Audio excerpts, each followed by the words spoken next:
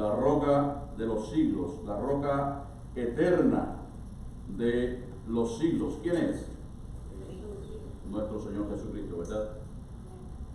Yo no sé si en su infancia, usted, en su niñez, tuvo algún lugar preferido en su casa o en el patio que le servía a usted como escondite. No sé si usted recuerda su infancia y tuvo la posibilidad de ello. A lo mejor era quizás el closet, algún armario, como decimos, en el patio, en el jardín, en algún lugar. No sé si usted haría eso. Yo sí, por supuesto, me escondía. De hecho, me escondí tanto que a veces hasta me perdí. Pero hermanos, ¿por qué hacíamos esto? Generalmente cuando nosotros nos escondíamos y nos quedábamos allí tranquilos en aquel lugar, era un lugar donde nos daba paz, nos daba seguridad, nos daba confianza. Sabíamos que en ese lugar donde estábamos, que no nos iban a descubrir tan fácilmente, estábamos como totalmente apartados, enajenados del mundo exterior. Y allí nos daba la sensación que teníamos seguridad. Pero en la medida que nosotros vamos creciendo, en la medida que nos hacemos ya jóvenes adultos, etc., ya estas cosas van perdiendo quizás un poco de sentido, porque ya vamos dejando de buscar este tipo de situaciones para poder sentirnos en seguridad. Y nos enfrentamos muchas veces a un mundo que es totalmente inseguro. Este mundo, por mucha seguridad que pueda ofrecer quizás los gobernantes, que puedan ofrecer los diferentes sectores o lugares donde estemos nosotros, es un lugar que realmente no es seguro. Hay muchas situaciones que pueden venir de una manera momentánea, de una manera sin saberlo, y podríamos quizás caer en situaciones difíciles, ¿verdad? Ahora, también muchas veces hay personas que encuentran o intentan buscar su seguridad en las personas. Y nosotros sabemos también que muchas personas nos pueden fallar. De hecho, hay muchas personas que han fallado a uno, quizás como amigo o como hermano, y todas estas cosas. Entonces la pregunta en esta mañana, hermanos, es la siguiente: ¿en qué lugar nosotros podremos estar seguros? ¿Dónde encontramos nosotros la seguridad que necesitamos para poder andar en esta vida de esta manera? ¿Dónde puede reposar nuestro corazón? Y esa respuesta está precisamente en los versículos que hemos leído nosotros en esta mañana. Vamos a leer nuevamente los versos 1 y 2, donde nos dice: en Dios solamente está acallada mi alma, de Él viene mi salvación. Él solamente es mi roca y mi salvación, es mi refugio, no resbalaré mucho. Y el autor de este precioso salmo, sabemos todos que es David. Y David sabemos que había experimentado muchas batallas a lo largo de su vida, incluso desde la época más temprana de su vida. Sabemos que él era el que cuidaba las ovejas de su padre. Y seguramente enfrentó muchas batallas en el mismo campo, en el mismo lugar donde las resguardaba. Recuerden que en ese lugar habían fieras y él tenía que defenderlas de esas fieras. Ya enfrentó batallas desde esas edades más tempranas, frente a los osos, frente a lobos, frente a leones, frente a depredadores tremendos que quizás muchos de nosotros no enfrentaríamos en un lugar abierto ni de esa manera. Me imagino que en aquella época no había lo que había quizás en la época más reciente, que son aquellos perros amaestrados, que son unos perros grandes que están allí. De acuerdo a lo que yo he indagado, no existían estas cosas. Y uno mismo, los mismos cuidadores, los pastores, tenían que velar por ello. Ya desde esa época David enfrentaba estas cosas. Siendo rey, también enfrentó muchas batallas. Incluso antes de ser rey, siendo todavía pastor de las ovejas, recuerden que enfrentó a Goliat, un hombre que le duplicaba en tamaño, un hombre que tenía 4 o 5 veces más fuerzas que él, un hombre que estaba experimentado en la guerra. Sin embargo, a David no le importó, porque había ofendido, dice él, a Jehová de los ejércitos, y enfrentó a aquel gigante, y sabemos que salió victorioso. Pero dentro también de su reinado, él enfrentó muchas guerras y muchas situaciones difíciles. En algunas salió victorioso, en algunas salió derrotado. Más fueron las victorias que las derrotas. Pero David había algo interesante, ¿verdad? Algo tremendo. Lo más importante que aprendió David de todos estos conflictos y todas estas cosas era lo que dice precisamente en este versículo, que solamente en Dios mi alma reposa. Él no estaba confiando en su ejército, él no estaba confiando en su poderío, él no estaba confiando en su reino, él no estaba confiando en su experiencia como guerrero. La esperanza y la confianza de David estaba en Dios. Y de la misma manera nosotros decimos hoy en día, nosotros tenemos que buscar esa confianza y esa tranquilidad y ese reposo en Dios. Muchas veces, y vemos personas que se resguardan en otras cosas que no tienen nada que ver con una vida espiritual sana. Y lo primero que hacen es resguardarse quizás en otras cuestiones, quizás más materialistas, más materiales, más palpables. Como por ejemplo, hay veces que hay personas que se respaldan en el dinero. Dice, bueno, si yo tengo mucho dinero, tengo seguridad. Pues no tenga tanta seguridad. Uno de los países con más dinero es Suiza, en el mundo. Sin embargo, la ola de suicidios más grande que existe en el mundo precisamente está allí. Según dicen que el suicidio es un privilegio de ricos. Y les decía anteriormente en el culto pasado que hay personas que son tan pobres que lo único que tienen es dinero, porque eso no es lo que da la felicidad, hermanos. Entonces, hay muchas personas que se refugian en el dinero. Hay otras personas que se refugian en otras personas y confían tanto en otras personas, como hablando quizás de gobernantes, de dirigentes, y no estoy hablando específicamente de ningún lugar, pero recuerden que las personas también muchas veces defraudan y muchas veces las personas también cometen cosas y hacen cosas que realmente no están de acuerdo a lo que realmente tú pensabas anteriormente de ellos, con lo cual tampoco nosotros podemos tener como refugio a ninguna otra persona en este tiempo.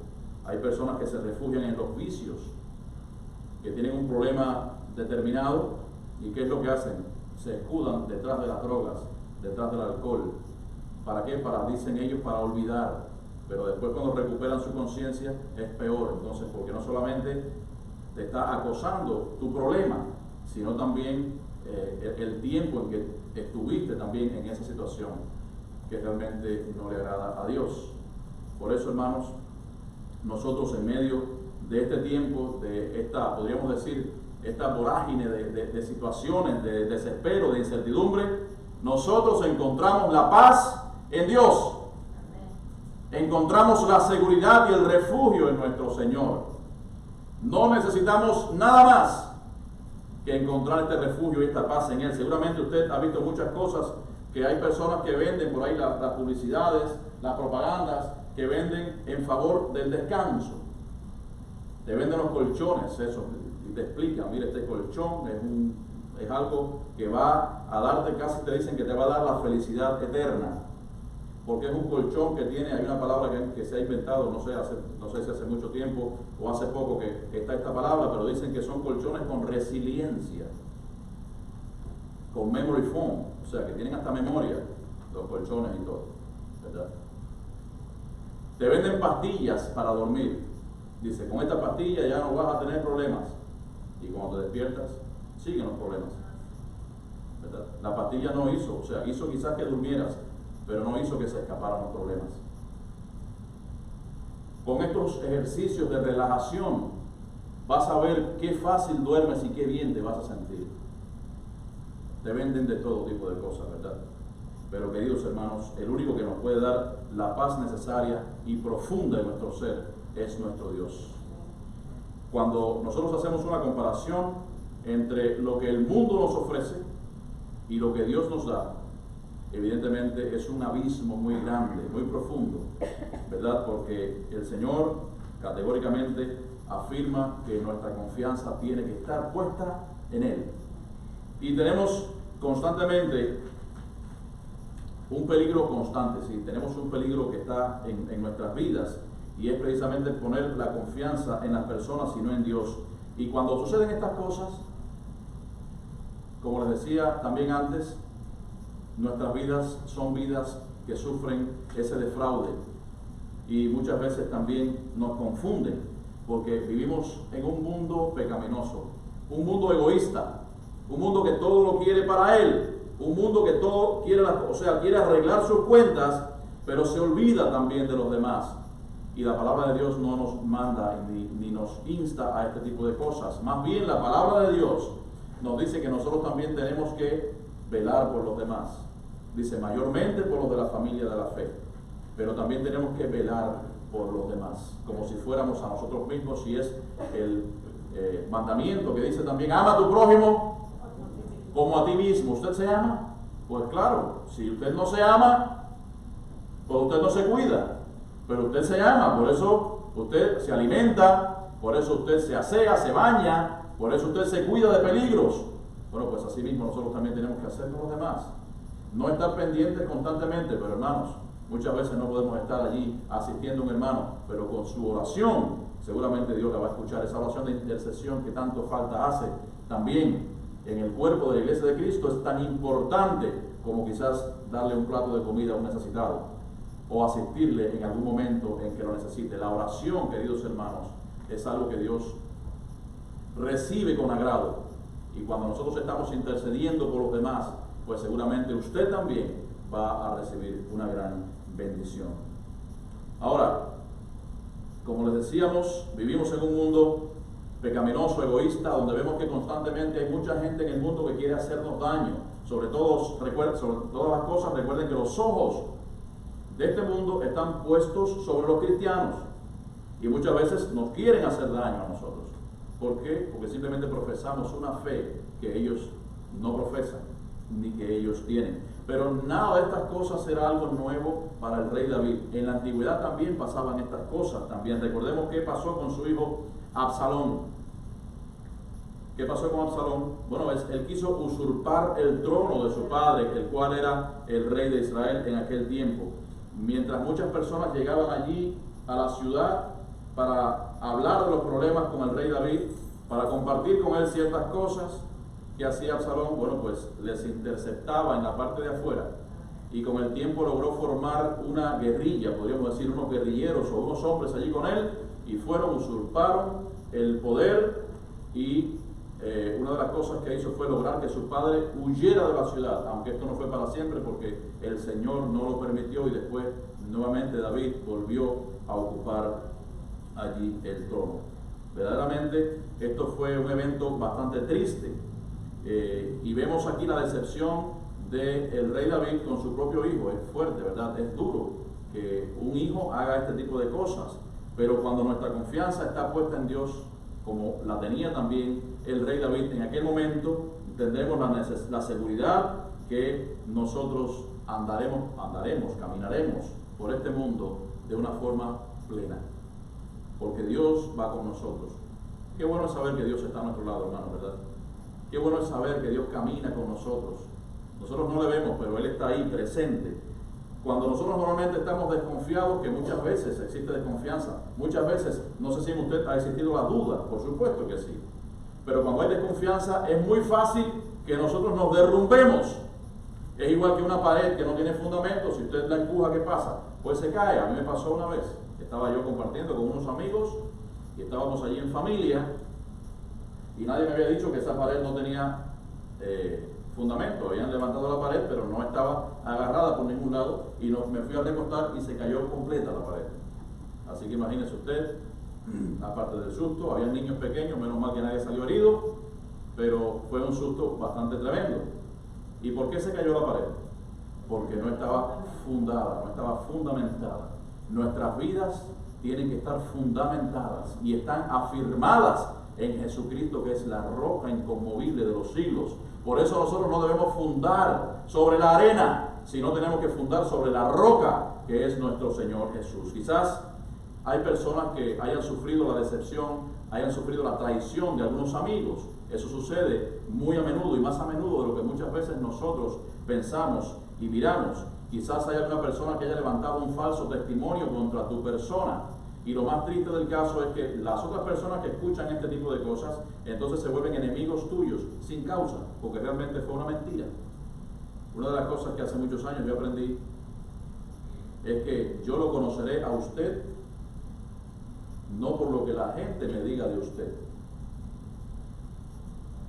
sino por lo que usted diga de la gente. No sé si comprendieron un poco. No lo conoceré a usted por lo que los demás digan de usted, sino por lo que usted diga de los demás. Entonces, queridos hermanos, muchas veces es triste que este mundo cada vez está más hundido en la miseria, está cada vez más hundido en la maldad, pero siempre para el cristiano hay buenas noticias. Nosotros no nos quedamos allí en ese lugar, ni nos hundimos tampoco porque alguien quizás hable mal de usted. Llegará un día en que la maldad se acabará. Claro, en el verso 3 nos dice, ¿hasta cuándo? Y es una pregunta que ya conocemos su respuesta. ¿Qué nos dice esta pregunta?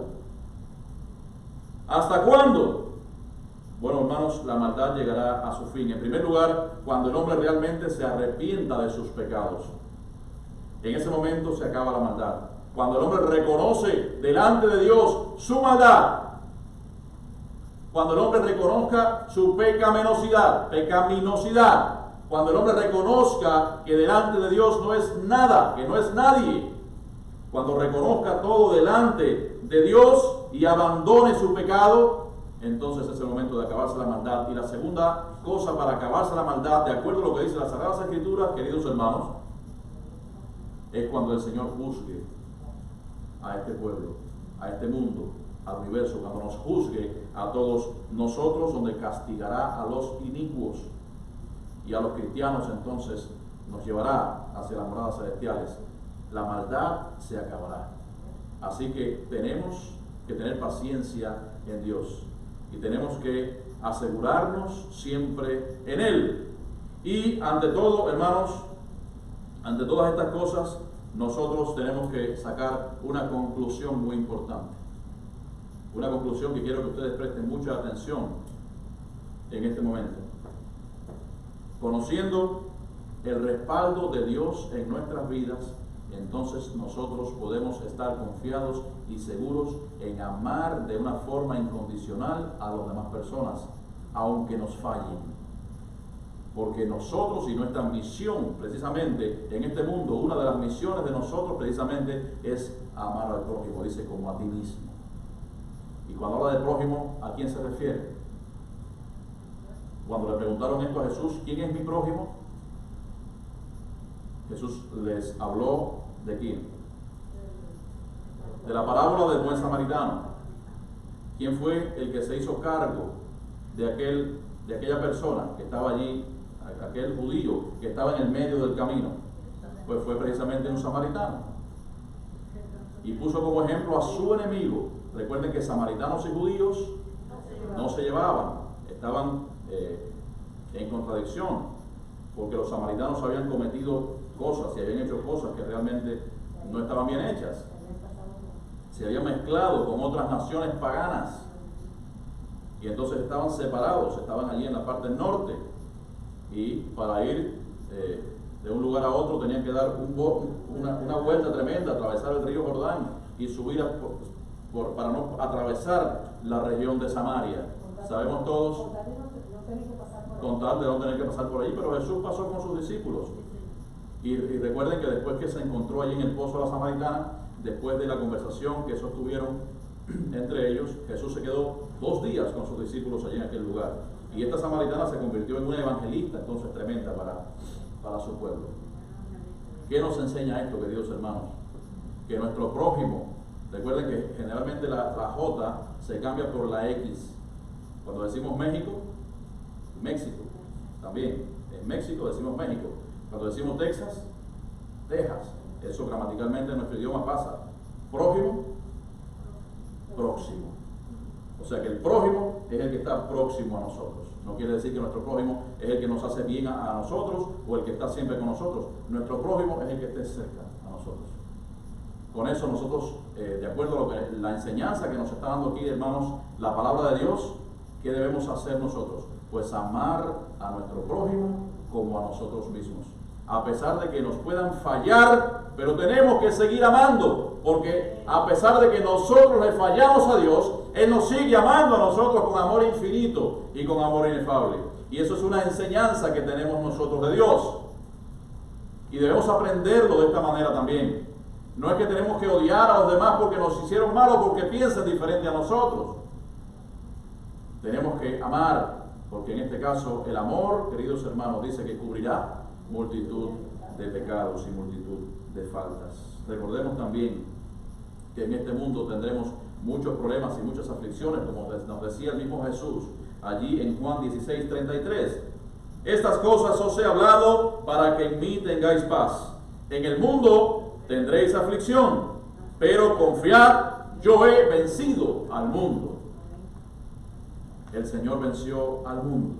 Y la fe que ha depositado en nuestros corazones hará que nosotros también venzamos en este mundo. Los versos del 5 al 8 de la lectura bíblica nos hacen una descripción también de Dios. En esta descripción nos habla de Dios como refugio, como salvación, como esperanza, como protector, como gloria. Nos dice todas esas cosas del Señor y de Dios. Esto nos hace recordar, queridos hermanos, que si nosotros estamos caminando sobre arenas movedizas, yo no sé si usted ha estado alguna vez cerca de algunas arenas movedizas. Yo nunca he estado cerca, ni quiero estar tampoco. Seguramente aquí en los Everglades habrá sitios así, no conozco dónde existen estas cosas, en los desiertos posiblemente. Y en las playas. Hay un muchacho que se murió, pues se cayó en esa arena movediza. Se lo tragó. Okay. Bueno, pues hay muchas arenas movedizas en este mundo también, desde el punto de vista espiritual. Pero recordemos que si nosotros estamos cerca de arenas movedizas, que tenemos que recordar, queridos hermanos, que Dios es la roca firme donde nosotros nos podremos parar. Por eso aquí estos versículos del 5 al 8 nos hablan también de la roca, de Dios como nuestra roca. Cuando muchas veces el pecado y cuando el enemigo te quiera destruir, recuerda que Dios es tu salvación. Cuando estemos amenazados por fuerzas poderosas que nosotros no podremos controlar y que decimos, Señor, no puedo con esto, recordemos que Dios es nuestro protector. Cuando nosotros pensemos que no valemos nada, muchas veces a lo mejor quizás usted se ha sentido así de esa manera, que no vale nada, pues recordemos que Dios es tu gloria y el que levanta tu cabeza. Y recordemos también que cuando busques dónde esconderte y no encuentres un lugar seguro, un refugio, pues Dios es nuestro refugio. Y quiero leerles algunos versículos también que van a servir de fortaleza para nuestras vidas. Allí en el Salmo 27:3 nos dice, aunque un ejército acampe contra mí, no temerá mi corazón. Aunque contra mí se levante guerra, yo estaré confiado. Son palabras que decía precisamente el mismo David. Y cuando Absalón estaba allí queriendo la guerra con él y él estaba como exiliado, sabemos que los salmos que hizo precisamente David en ese momento iban todos relacionados con la fortaleza de los siglos y la fortaleza que él encontraba en su Dios, que es nuestro Dios. En Éxodo 14:14 nos dice, Jehová peleará por vosotros y vosotros estaréis tranquilos. Es muy difícil decirle a una persona con un temperamento sanguíneo que esté tranquilo, sobre todo en un problema, en una situación determinada. Qué difícil a veces es estar tranquilo, ¿verdad? Sin embargo, dice la palabra de Dios que Dios va a pelear por nosotros. Nuestras peleas, esas peleas que nosotros no podemos soportar, que no podemos aguantar, que no podemos sostener, esas peleas que se nos van de las manos, esos problemas espirituales que puedan venir a nuestras vidas, esas montañas que nosotros vemos tan altas que no podemos escalarlas. Todas esas cosas, dice la palabra de Dios, que Él peleará por nosotros y nosotros estaremos tranquilos. El Señor siempre estará a nuestro lado. Había un niño en cierta ocasión que le estaba pidiendo a su padre visitar a su amiguito por su cumpleaños, y el padre no le dejaba porque había una tormenta afuera tremenda, con niebla, con agua, con frío, hasta que el padre accedió y dijo, bueno, está bien, puedes ir. Y el niño se abrigó bien, allí lo abrigaron bien, con bufanda, con todo, y el niño se fue entonces a casa de su amiguito. Y cuando tocó el timbre de la casa, el niño miró hacia atrás. Y cuando miró hacia atrás, vio una especie de silueta que se alejaba entre la lluvia y reconoció allí precisamente la figura de su padre. Su padre le había estado siguiendo hasta el momento en que el padre vio que el niño estaba seguro.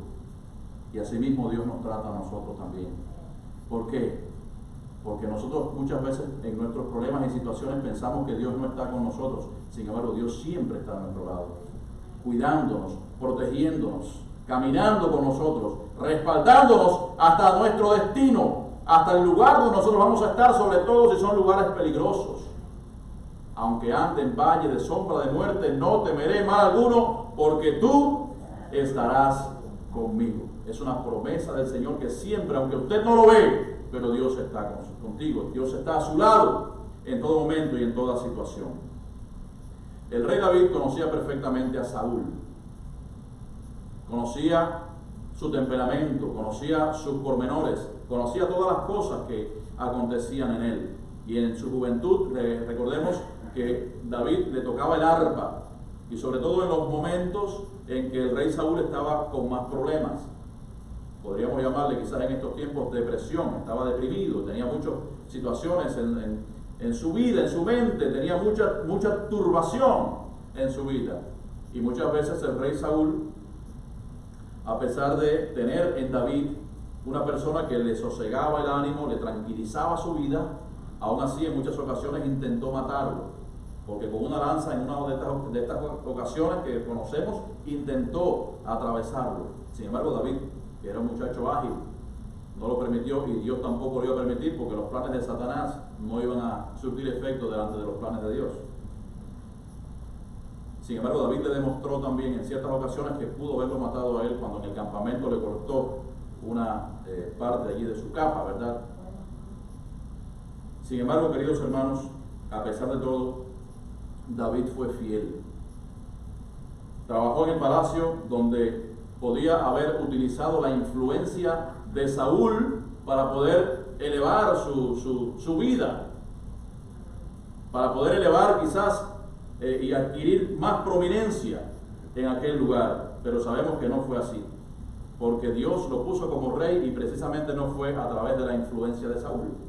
Lo puso por rey porque así a Dios le plugo, así a Dios le daba placer, le dio placer hacerlo de esta manera, y además tenía un plan también con David. Recuerden que de la descendencia de David también vino nuestro Señor Jesucristo. Y eso nos hace recordar, queridos hermanos, que nosotros no debemos confiar en los hombres, no debemos confiar en las posesiones que tenemos nosotros, no debemos confiar en el dinero que pueda venir a nosotros. Evidentemente, si alguien te ayuda, deberías agradecerlo, deberíamos ser agradecidos también, pero nuestra confianza debe estar solamente puesta en nuestro Dios. Verdaderamente Dios nos puede bendecir en algún momento de una manera absoluta en nuestras vidas, con muchas cosas y con posesiones y con cosas que nosotros muchas veces ni siquiera pensamos, pero aún así nosotros no podemos poner nuestro corazón en las cosas materiales, porque estas se acabarán un día, porque lo más importante, recuerden que es eterno. Lo más importante lo tenemos en el cielo. Recuerden que nuestra ciudadanía no está en este lugar, en este mundo. La mejor ciudadanía que podemos tener no es la ciudadanía norteamericana. Es muy importante tenerla, sí, pero nuestra ciudadanía, ¿dónde está? En el cielo, de donde esperamos, dice la palabra de Dios, al Redentor, a nuestro Señor Jesucristo, que está casi a las puertas. Y nosotros debemos estar preparados, como decía allí la palabra de Dios, como aquellas vírgenes sensatas que tenían allí su lámpara llena de aceite, tenían repuesto para cada una de ellas, y estaban velando para el momento en que el esposo vendría a arrebatar a su novia. Y la iglesia, recordemos que es la novia de Cristo. ¿Cómo se viste una novia? ¿Sucia? ¿No se arregla? está con los pelos parados.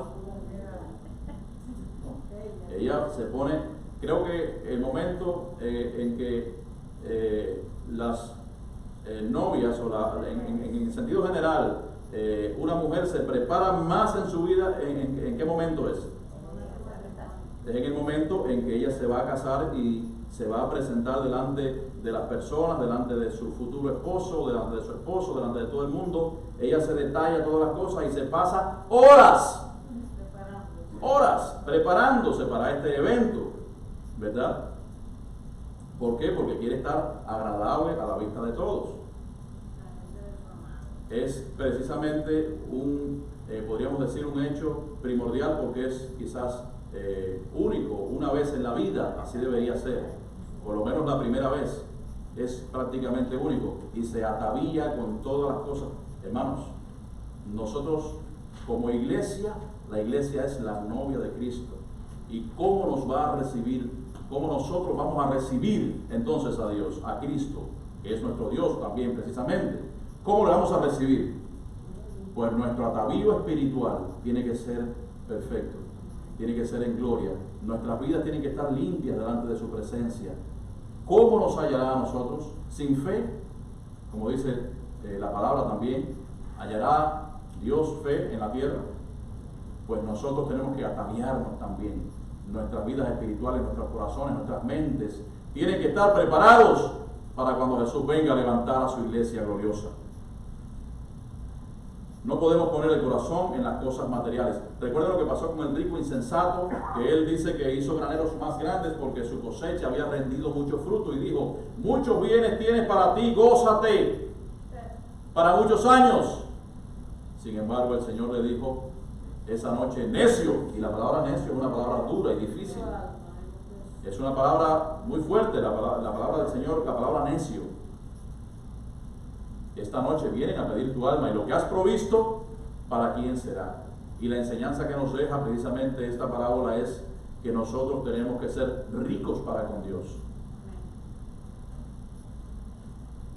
El Señor dice: no hagáis tesoros en la tierra, donde la polilla y el orín corrompen, y donde ladrones minan y hurtan, sino haceos tesoros en el cielo, donde ladrones no minan ni hurtan, y donde la polilla ni el orín destruyen. Porque donde esté tu tesoro, allí estará tu corazón. ¿Dónde está tu tesoro, hermano? ¿Dónde está tu tesoro? La conclusión de todo esto, hermanos, está en los versículos 11 y 12 de este Salmo 62, donde habla de dos cosas. Nos dice que Dios es fuerte y al mismo tiempo es un Dios de amor. Y estas dos cosas no se pueden separar. ¿Por qué? Porque si Dios fuera un Dios fuerte solamente y no fuese un Dios de amor, pues nosotros entonces no podríamos tener confianza en Él. Y si Dios es un Dios todo amor, pero Dios es un Dios débil, entonces ¿dónde estaría la fortaleza que nosotros necesitamos en un momento determinado? Por eso, queridos hermanos, en estos dos versículos que nos habla de un Dios amoroso y un Dios fuerte, nosotros tenemos que aceptarlo de esta manera. ¿Por qué, queridos hermanos? Porque nos fortalece en medio de la dificultad, y al mismo tiempo también es un Dios que nos ama intensamente, que nos ama profundamente. Sabemos que los injustos tendrán también su merecido. Pero ¿qué pasará con los justos?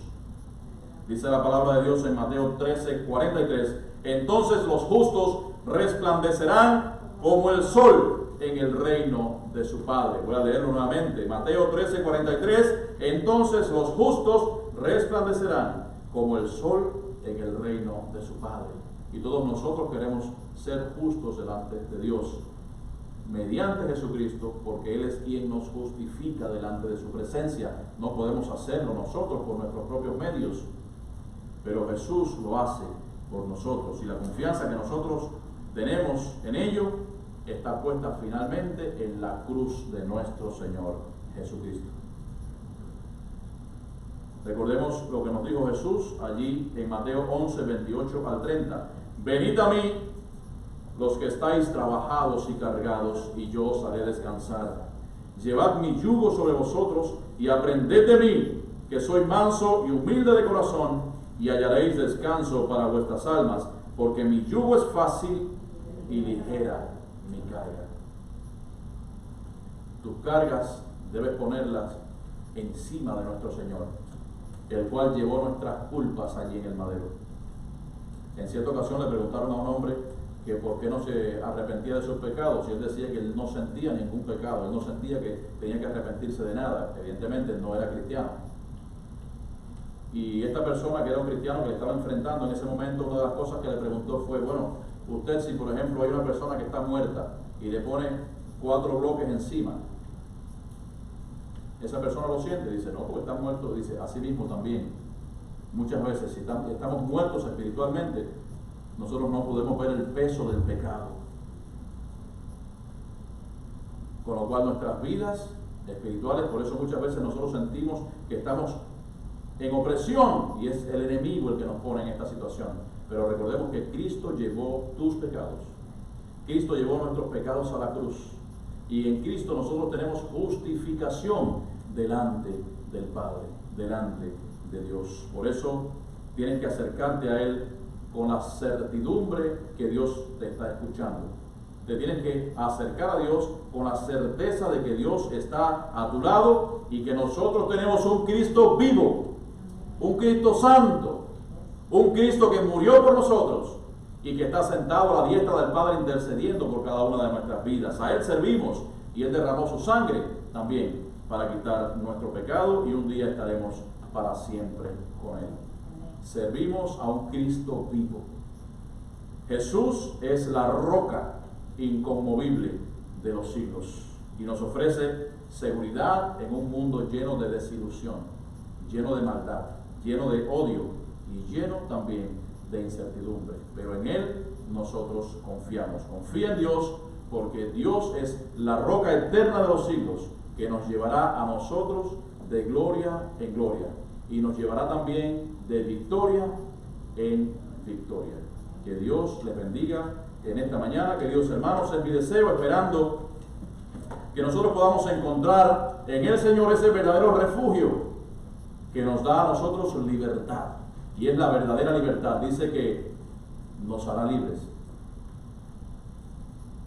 y encontraréis y hallaréis, dice, la verdad, y la verdad os hará libres, y la verdad es nuestro Señor Jesucristo. Que Dios les bendiga.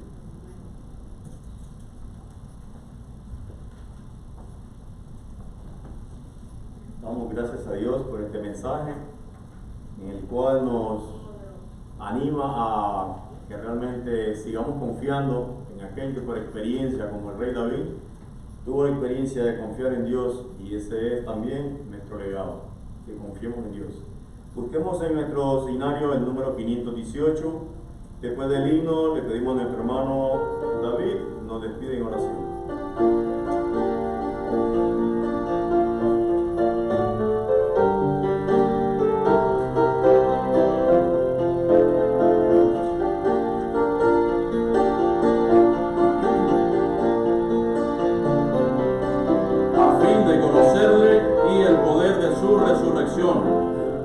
Al Cristo vivo sirvo.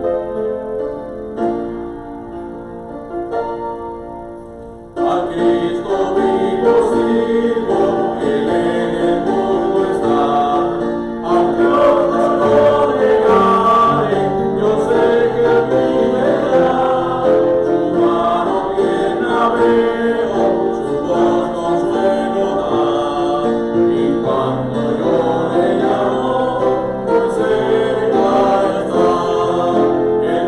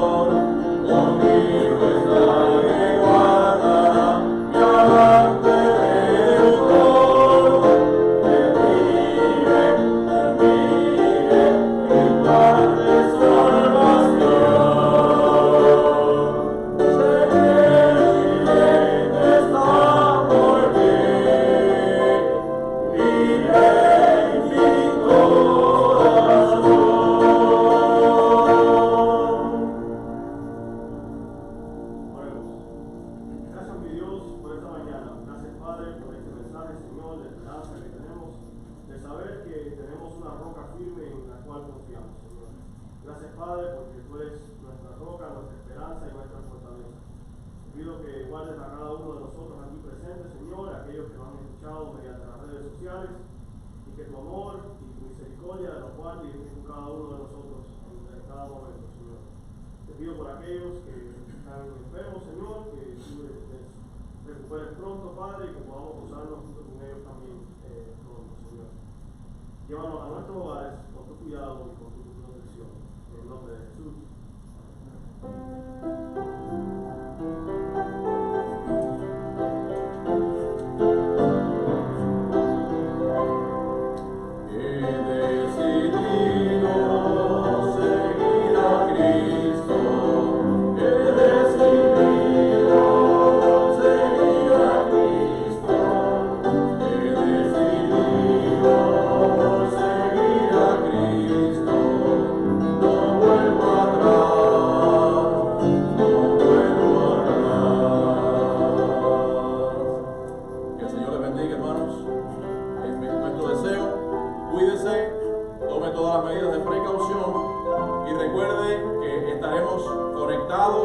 A través de las redes sociales el próximo miércoles en el estudio de la palabra de Dios y el próximo viernes también en el culto de oración. Así que Dios les bendiga a cada uno de ustedes, es nuestro deseo. Amén.